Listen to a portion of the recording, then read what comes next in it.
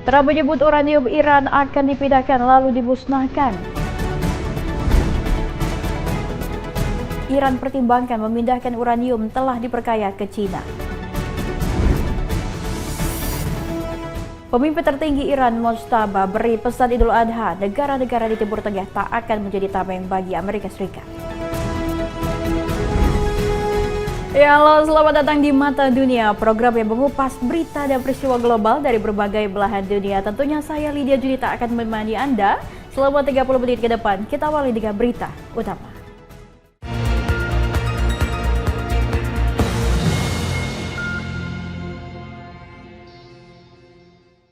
Ya, kita ke informasi utama. Pemirsa, Presiden Trump menyebut persediaan uranium diperkaya milik Iran akan dipindahkan ke Amerika Serikat untuk dihancurkan.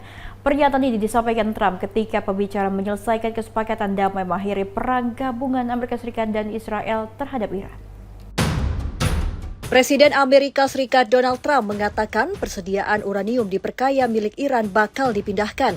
Nantinya uranium akan dihancurkan di Amerika Serikat atau dihancurkan di tempat maupun di lokasi lain bisa diterima. Hal ini disampaikan Trump di media sosialnya Truth Social pada Senin 25 Mei 2026. Pernyataan ini disampaikan ketika pembicaraan menyelesaikan kesepakatan mengakhiri perang antara Amerika Serikat dan Israel terhadap Iran semakin mencapai kesepakatan.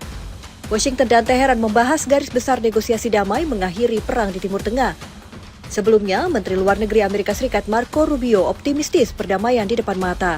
Pejabat Iran mengatakan ada beberapa klausul dalam proposal damai perlu diperjelas sebelum memorandum kesepahaman dikirim untuk diratifikasi. Selain itu, proposal perdamaian harus mendapat persetujuan dari pemimpin tertinggi Iran, Ayatollah Mojtaba Khamenei, dan Dewan Keamanan Nasional Tertinggi Iran sebelum benar-benar diratifikasi. Teheran menyebut program nuklir Iran tidak masuk pembahasan.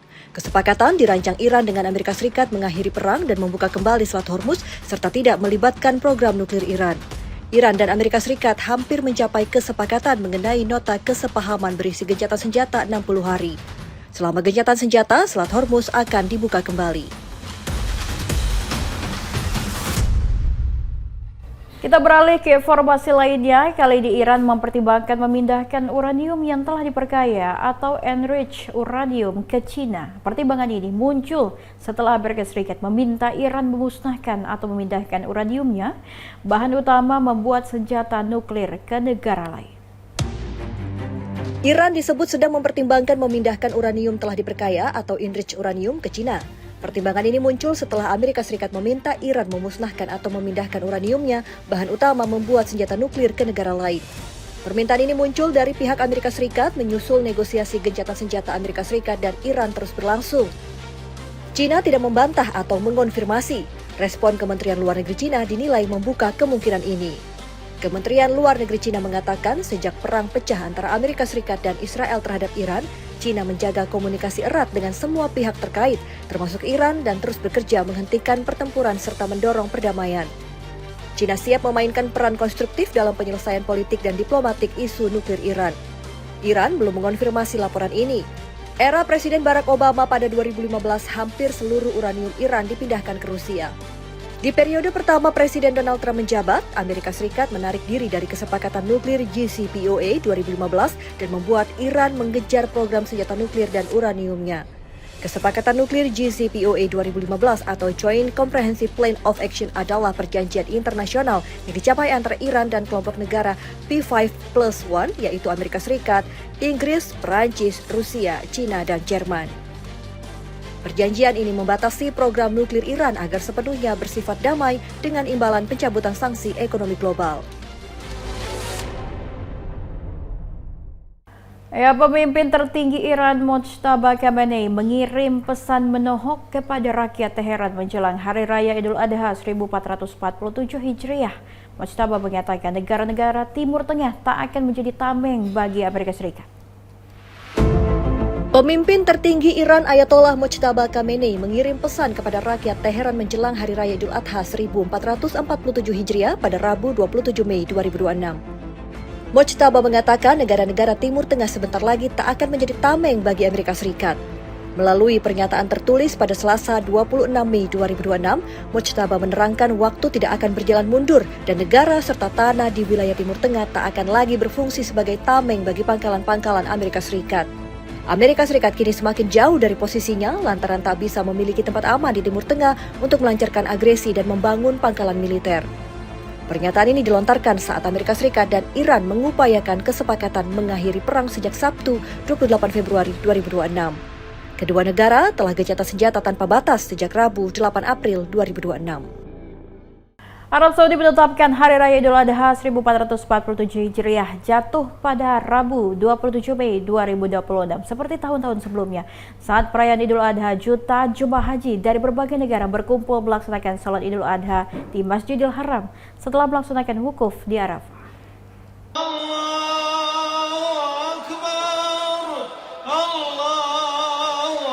Mahkamah Agung Arab Saudi menetapkan Hari Raya Idul Adha 1447 Hijriah jatuh pada Rabu 27 Mei 2026. Pengumuman ini disampaikan pada Senin 18 Mei 2026 sebagai hari pertama bulan Zulhijjah, sehingga hari Arafah atau 9 Zulhijjah akan jatuh pada Selasa 26 Mei 2026 dan Idul Adha atau 10 Zulhijjah bertepatan pada Rabu 27 Mei 2026. Hari Arafah dianggap sebagai puncak dari ibadah haji. Jutaan umat Islam dari seluruh dunia berkumpul setiap tahun di Gunung Arafat dekat kota suci Mekah untuk berdoa. Idul Adha memperingati hari ketika Nabi Ibrahim mengorbankan putranya sebagai bentuk ketaatan kepada Allah sebelum akhirnya diganti menjadi seekor domba jantan. Seperti tahun-tahun sebelumnya, saat perayaan Idul Adha, jutaan jemaah haji dari berbagai negara berkumpul melaksanakan sholat Idul Adha di Masjidil Haram setelah melaksanakan wukuf di Arafah.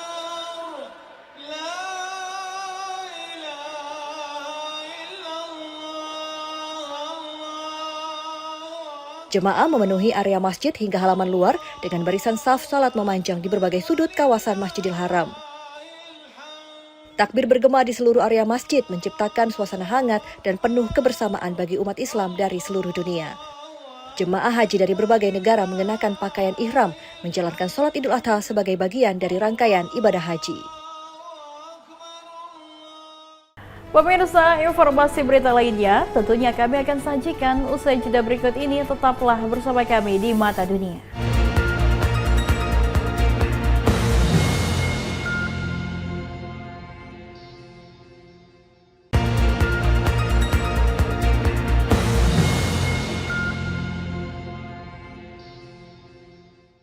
Perayaan Idul Adha di Iran umumnya dipusatkan di satu lokasi utama di setiap kota. Di ibu kota Teheran, salat Idul Adha biasa dilangsungkan di Masjid Agung Imam Khomeini. Berbeda dengan sejumlah negara lain, suasana Idul Adha di Iran tidak diiringi takbir keliling. Perayaan Idul Adha di Iran lebih tenang dan hikmat saat umat Muslim Syiah berkumpul di masjid utama kota untuk merayakan hari besar umat Islam. Perayaan Idul Adha di Iran umumnya dipusatkan di satu lokasi utama di setiap kota dengan jemaah datang dari berbagai wilayah. Di ibu kota Teheran, salat ini biasa dilangsungkan di Masjid Agung Imam Khomeini. Berbeda dengan sejumlah negara lain, suasana Idul Adha di Iran tidak diiringi takbir keliling di pemukiman warga, sehingga suasana terasa lebih tenang. Ribuan jemaah terlihat memadati masjid raya dan area terbuka mengikuti rangkaian perayaan Idul Adha bersama.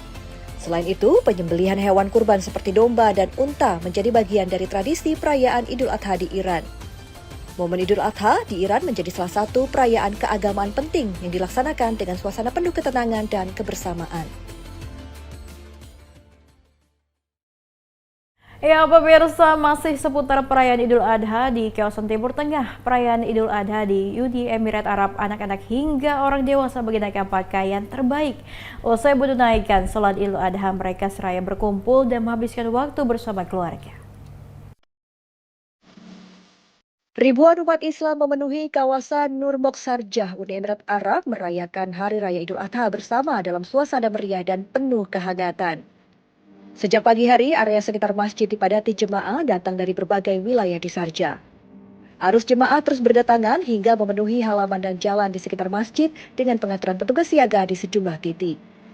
Pencahayaan dan arsitektur khas Nur Moks menambah suasana perayaan Idul Adha terutama saat jemaah berkumpul di area tepi danau Sharjah. Anak-anak hingga orang dewasa mengenakan pakaian terbaik mereka seraya berkumpul dan menghabiskan waktu bersama keluarga. Setelah rangkaian ibadah selesai, suasana di sekitar masjid berubah menjadi ajang silaturahmi dan tempat warga berkumpul. Perayaan Idul Adha di Sharjah menunjukkan begitu antusias jemaah menyambut salah satu hari besar bagi umat Islam.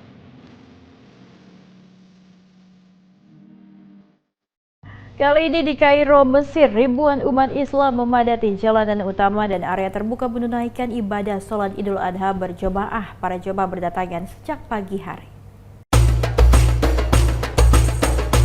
Perayaan Hari Raya Idul Adha dilakukan di Kairo, Mesir. Di sini, ribuan umat Islam memadati jalanan utama dan area terbuka menunaikan ibadah sholat Idul Adha berjamaah. Sejak pukul 6 pagi waktu setempat, jemaah mulai memenuhi halaman masjid hingga ruas-ruas jalan utama melaksanakan sholat Idul Adha bersama keluarga. Jumlah jemaah membludak, membuat sejumlah jalan ditutup sementara dan dialasi sejadah serta karpet sehingga warga bisa beribadah dengan nyaman. Barisan saf sholat memanjang di sepanjang jalan menciptakan pemandangan bak lautan manusia, menarik perhatian warga dan wisatawan. Takbir bergema di berbagai sudut kota Kairo menambah suasana khusyuk dan hangat merayakan Hari Raya Idul Adha. Selesai sholat, warga bersalaman dan berkumpul bersama keluarga, merayakan hari besar bagi umat Islam. Suasana sholat Idul Adha di Mesir ini menjadi gambaran begitu kuat tradisi, kebersamaan, dan semangat persaudaraan umat Muslim di negara ini.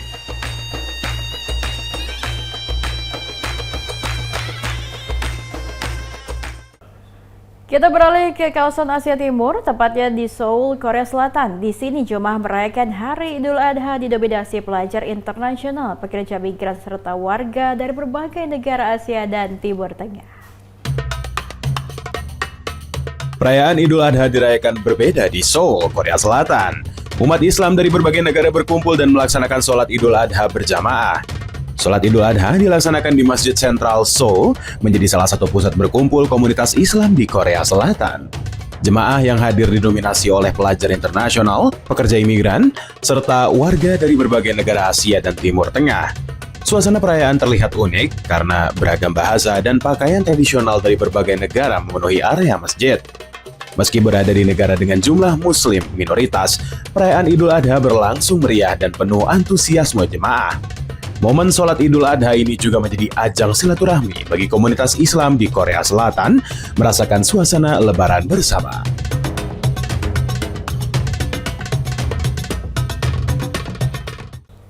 Di Taiwan, jumlah jemaah melaksanakan sholat Idul Adha membludak membuat pelaksanaan ibadah digelar dalam 2 sesi. Pembagian waktu ini demi menjaga kelancaran dan kenyamanan jemaah.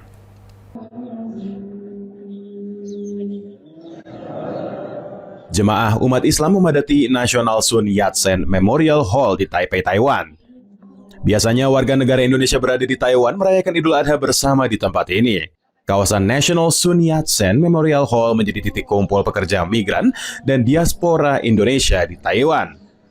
Jumlah jemaah membludak, membuat pelaksanaan ibadah digelar dalam 2 sesi, yaitu pukul 7 pagi dan 8 pagi waktu Taiwan. Pembagian waktu ini untuk menjaga kelancaran dan kenyamanan jemaah.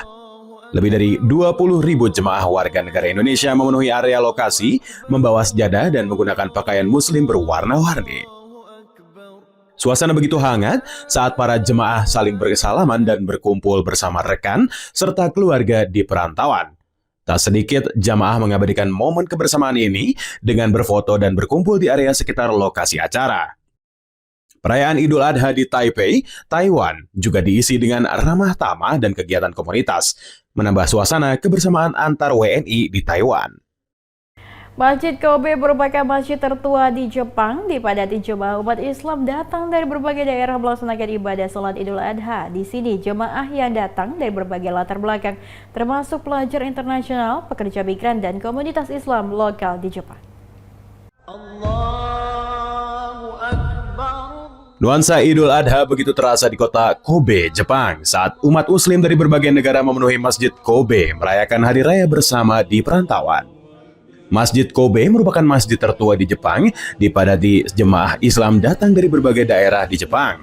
Membludak jumlah jemaah membuat pelaksanaan ibadah dilakukan dalam beberapa sesi demi menjaga kelancaran dan kenyamanan jemaah. Jemaah yang datang terdiri dari berbagai latar belakang, termasuk pelajar internasional, pekerja migran, dan komunitas Islam lokal di Jepang. Area dalam masjid hingga halaman luar dipenuhi jemaah datang bersama keluarga dan kerabat merayakan Idul Adha. Suasana hari raya begitu hangat dengan beragam bahasa dan pakaian tradisional mewarnai kawasan Masjid Kobe. Perayaan Idul Adha di Masjid Kobe menjadi ajang berkumpulnya komunitas Islam di Jepang merasakan suasana lebaran bersama di perantauan.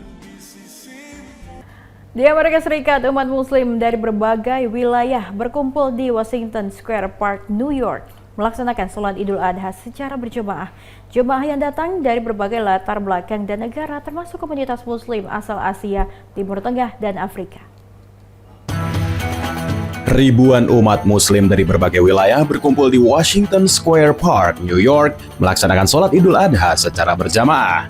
Kawasan taman terbuka di tengah kota New York dipadati jemaah yang datang merayakan hari besar bagi umat Islam secara bersama-sama.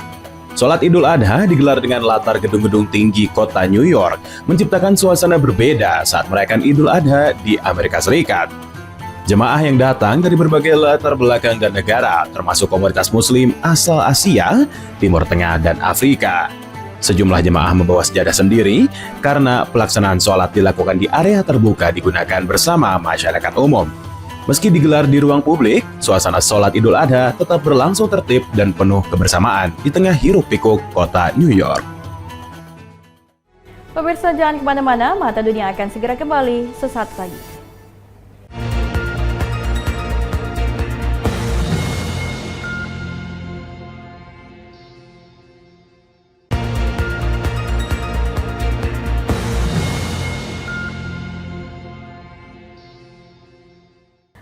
Ya, Anda kembali bersama kami, pemirsa. Uzbekistan, sebuah negara di jantung Asia Tengah, bukan hanya dikenal karena luas bentang alam serta jalur sutra yang legendaris, tetapi juga sebagai rumah bagi pusat-pusat peradaban Islam terbesar di dunia. Lalu bagaimana sejarah Islam di Uzbekistan? Berikut tayangannya untuk Anda.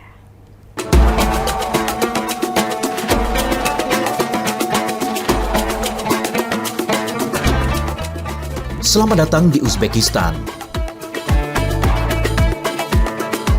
Terletak di kawasan Asia Tengah tanpa akses laut, tetapi memiliki dua sungai besar, yaitu Amu Darya dan Shir Darya, yang sejak ribuan tahun lalu menjadi nadi peradaban dan perdagangan.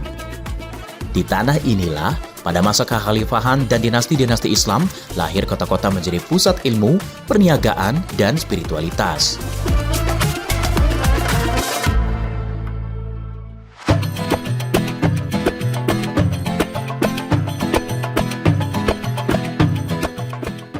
Samarkand. Kota tua berusia lebih dari 2.700 tahun ini adalah salah satu pusat Islam paling berpengaruh sejak masa dinasti Timurid. Kompleks Registan dihiasi mozaik biru kehijauan menjadi simbol kejayaan pendidikan Islam. Madrasah Ulughbek, Serdor, dan Tilia Kori tidak hanya berfungsi sebagai pusat pembelajaran agama, tetapi juga tempat berkembangnya ilmu astronomi, matematika, dan filsafat. Samarkand kini diakui UNESCO sebagai Crossroads of Cultures, sebuah persimpangan dunia mempertemukan peradaban timur dan barat.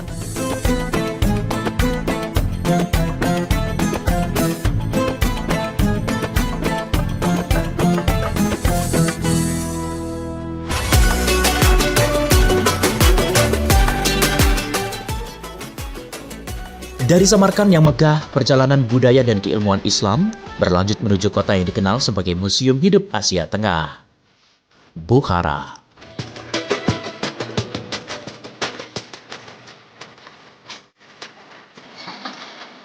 Sejak lama dijuluki sebagai ibu kota spiritual Islam di kawasan Transoxiana. Disinilah puluhan madrasah berdiri kokoh, termasuk Mir-i Arab, menjadi pusat pendidikan ulama dan ahli fikih. Makam Ismail Samani adalah salah satu bangunan tertua berarsitektur Islam di Asia Tengah, menjadi bukti kehalusan seni bangunan pada abad ke-10. Bukhara tidak hanya kota ilmu, tetapi juga kota dagang. Lorong-lorong pasar tua, kubah-kubah bazar, serta kompleks masjid dan menara kalian menunjukkan bagaimana agama, ilmu, dan ekonomi pernah menyatu sebagai denyut kehidupan masyarakat.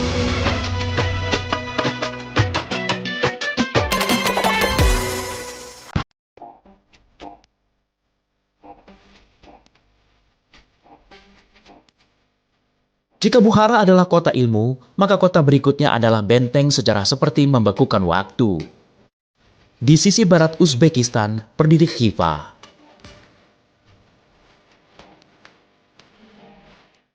Kota memiliki kawasan tua bernama Ichan Kala, seluruhnya dikelilingi tembok tanah liat raksasa. Di dalamnya terdapat masjid, madrasah, menara, dan istana yang terawat, menjadikan Khiva seperti panggung sejarah yang masih hidup hingga sekarang.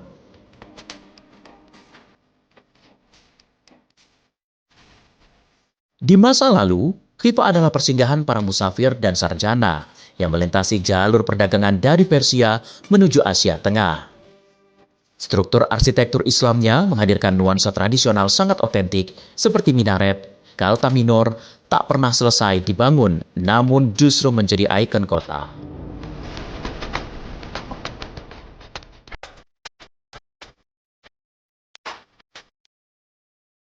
Samarkand, Bukhara, dan Khiva adalah 3 kota dengan karakter berbeda, bersatu membentuk identitas Uzbekistan sebagai pusat peradaban Islam yang penting di dunia.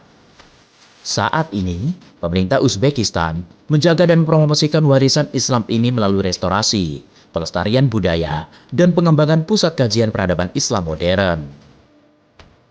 3 kota ini bukan sekedar destinasi wisata.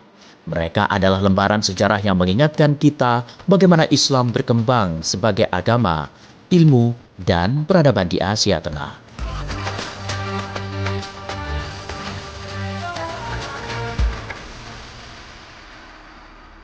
Dan pemirsa, usai sudah mata dunia kali ini, terus saksikan informasi lainnya hanya di Berita Nasional TV. Saya Lydia Judita dengan segenap kru bertugas, mohon pamit undur diri. Terima kasih dan sampai jumpa.